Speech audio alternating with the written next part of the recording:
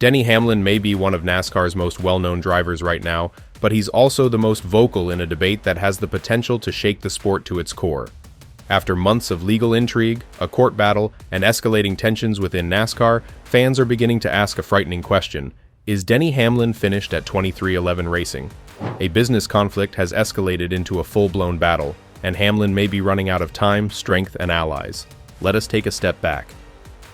NASCAR's charter structure has always been about control: who gets to race, who gets paid, and who is left out.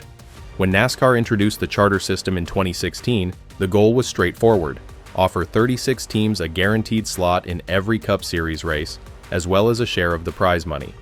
These were more than just race slots, they were gold tickets. Owning a charter resulted in millions of dollars in sponsorships, TV time, and future planning. If you had one, your future was set. What if you didn't? You had to struggle every week to qualify. And if you miss a single race, your entire season and budget could collapse like a house of cards. That's the storm that 23XI Racing is currently facing. Denny Hamlin and NBA icon Michael Jordan own 23XI, which lost its charter after refusing to sign NASCAR's new contract pact. They were the only teams, along with Front Row Motorsports, to push back, and NASCAR did not flinch, so they brought it to court. But here's where things become brutal. The court didn't agree with them. Judge Kenneth Bell refused their plea to continue racing with their charters while the lawsuit was ongoing. Translation? These teams are now open entry, competing without assurances, protection, or mercy. Think about it. One day, you're a locked-in squad with millions in sponsorship money and a predetermined race schedule. The next moment, you're turning up to qualify with no safety net. 6 cars, 16 races remaining, and no assurances. Every weekend becomes a survival challenge. One terrible qualifying run, you are out. One missed race, your sponsors begin asking questions. Is there one too many DNQs? You may not have a team left by December. Nonetheless, Denny Hamlin remains calm, at least from the outside. When reporters question him about the problem, he provides the same response every time. On December 1st, you'll find the answers you're seeking. Everyone will be exposed. The statement reads more like a warning than a promise. What exactly will be exposed? Is there something greater going on behind the scenes that people don't know about? Hamlin is not saying, but the clock to December has just gotten much louder. To make matters worse, this is more than simply a legal issue, it's a financial nightmare. Sponsors do not worry about lawsuits. They value TV time, visibility, and assured races. A full-season NASCAR team can cost between $10 and $30 million to operate. Without a charter, everything becomes unstable. Sponsors begin to pull back. Crew members get concerned about their jobs. Drivers begin to question if they'll even be in the car next week. That is not racing, that is survival.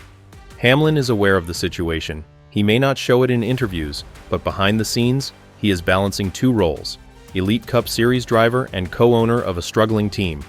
When asked how he balances everything, Hamlin kept it genuine. When I get in my automobile, nothing else matters. I always give 100% to my squad. It makes no difference whether I work side jobs, have additional children, or whatever. When I strap in, I am all in. But how long can that mindset survive when the walls close in? And it isn't just about Hamlin anymore. It concerns the future of 23XI Racing. A franchise established on star power and high dreams, with Michael Jordan's name on the banner, is now trying to stay on the grid. Every race they qualify for represents a tiny victory. Every sponsor's continued support is a sign of confidence. However, without a charter, guarantee, or favorable verdict, the clock is ticking. Remember, NASCAR isn't known for backing down. If Hamlin wants to break the system, he'll have to go all in, or risk losing everything he has built. Every race is currently a high-wire act for 23XI Racing and Front Row Motorsports. With no charter to fall back on, the margin of error is 0. They arrive at each track knowing they have to be perfect. Fast enough to qualify, good enough to finish well, and strong enough to keep the team together under duress. The drama is real, and the stakes could not be higher. This is no longer simply about points and trophies. It is about survival. At Dover, the challenge was already on full display. 6 cars from both teams competed as open entries. There are no guaranteed starting berths, no protection against poor luck or mechanical breakdown, just pure pressure, and the drivers face a harsh glare. One slip-up may cost them their chance, not only to win, but also to keep their seats. Crew members, engineers, and shop staff are all concerned that if the team begins to miss races, their jobs would be lost. The fallout might affect more than 100 people. That is the type of strain no team should be under, yet it is the reality that 23XI faces every weekend. Denny Hamlin may be trying to keep focused on racing, but there's no escaping this storm. As a driver for Joe Gibbs Racing, he remains competitive, pursuing wins, and one of the sport's best drivers. Over 50 Cup Series victories, countless top 5 finishes, he has appeared in multiple title fights. But this isn't about statistics anymore. This is about legacy, and if Hamlin's daring risk off the track will demolish everything he has created on it, he also has unfinished business from one of the sport's most historic races, the Brickyard 400 in Indianapolis, a race filled with history, heartache, and near calls for Hamlin. "That's kind of the last big major win I don't have on my resume," he told me. Leading with 6 to go and blowing a tire back in 2020? Just so many close calls. He clearly wants it badly. It is the type of race that determines careers. And maybe, just maybe, a victory there would remind everyone of what he is still capable of, even as the off-track mayhem threatens to devour him. But this is where things really heat up. The court has previously ruled against Hamlin, refusing to grant his team temporary respite throughout the dispute. Judge Bell made it clear, unless anything remarkable happens, 23XI is on its own. The door is marginally open for reconsideration, but only if conditions worsen, like losing sponsors or losing drivers. That is the terrifying part, because if 23XI begins to break apart, the court may finally listen, but by then, the damage may have already been done. And what is Hamlin's response to all of this? Come December 1st, all will be exposed. It's a term that keeps being used like a warning shot. What happened that day? What does Hamlin know that we don't? Is this about more than charters? Could it be the way NASCAR conducts its entire business, its power? What are its rules? Whatever it is, Hamlin is willing to risk losing sponsors, legal fees, and his team's future just to get the truth out, and that's why supporters are asking the difficult question: is Hamlin finished?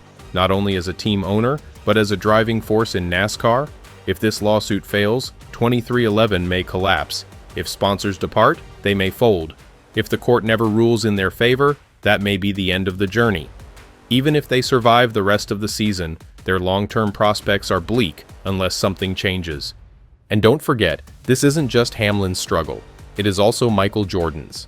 The NBA legend put his name, money, and legacy into 23XI racing. Now, even he is caught up in a battle that no one saw coming. A struggle for power, money, and fairness. The sport that first embraced them is now putting them to the test like never before. So, what comes next? That is the million-dollar question.